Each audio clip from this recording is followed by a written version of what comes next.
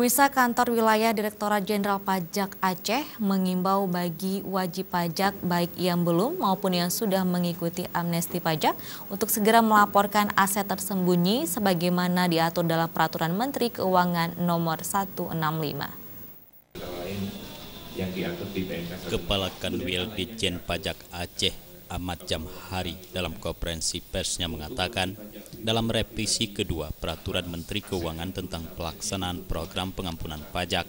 Selain itu juga mengatur mengenai tidak diperlukan surat keterangan bebas, tetapi cukup menggunakan surat keterangan pengampunan pajak untuk memperoleh fasilitas pembebasan pajak penghasilan atas balik nama aset tanah atau bangunan yang diungkapkan dalam program amnesti pajak sebagaimana diumumkan sebelumnya.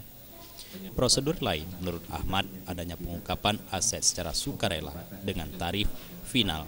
Hal ini memberikan kesempatan bagi seluruh wajib pajak yang memiliki harta yang masih belum dilaporkan dalam SPT tahunan 2015 maupun SPH untuk mengungkapkan sendiri aset tersebut dengan membayar pajak penghasilan dengan tarif 30% untuk orang pribadi, badan umum 25%, dan orang pribadi atau badan tertentu sejumlah 12,5%.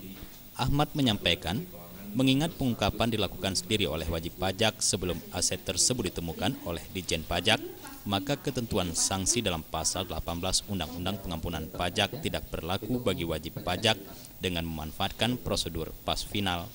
Aset yang dapat diungkapkan adalah aset yang diperoleh wajib pajak sampai dengan 31 Desember 2015 dan masih memiliki pada saat tersebut. Peraturan Menteri Keuangan Nomor 165 tahun 2017 ya, menentukan kesempatan yang baik bagi para wajib pajak yang sekiranya masih ada lagi aset-aset yang belum disampaikan dalam program amnesti pajak yang sudah berakhir. Ya, silakan manfaatkan ketentuan ini untuk segera melaporkan dan menyampaikan kepada kantor pajak di mana mereka terdaftar. Ya. Ini kesempatan yang baik karena ketika surat pemeriksaan pajak sudah terbit maka kesempatan itu sudah tertutup dan penegakan hukum akan segera dilakukan oleh Direktorat Jenderal Pajak. Selain itu, Ahmad juga menjelaskan Ditjen Pajak terus melakukan proses data matching antara data yang dilaporkan dalam SPT dan SPH dibandingkan dengan data pihak ketiga yang diterima oleh Ditjen Pajak dan penghimpunan ratusan jenis data dari 67 instansi, baik pemerintah maupun swasta, yang wajib memberikan data secara teratur kepada Ditjen Pajak.